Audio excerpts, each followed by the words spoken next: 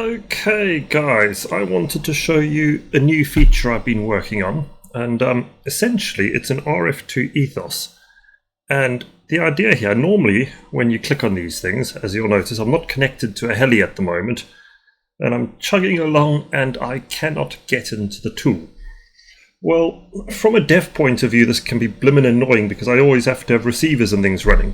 So I decided to add an option in. Now, on the back of the X20, there are two switches. These are also on the other radios, but I don't know what the switch assignments are. But out the box for the X20, what I've done is if I press and I hold that button down, watch what happens. Oh, helps if I press it. Demo mode enabled. There you go. Did you hear what happened? It said demo mode enabled. We've gone into the menu, and at this point, everything functions with simulated data. You can literally use the entire thing with no flight controller attached to it. It's not going to actually save any data, but it will present useful data, which is kind of handy.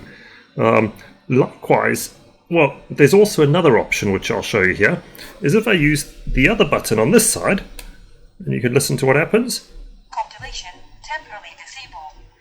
Essentially, by doing that, it's instantly bypassed compilation. Now, we won't load in because I wasn't pressing the other one, but it does mean if you've got a problem, for example, say you had a corrupt code base, it's possible to still get into the system.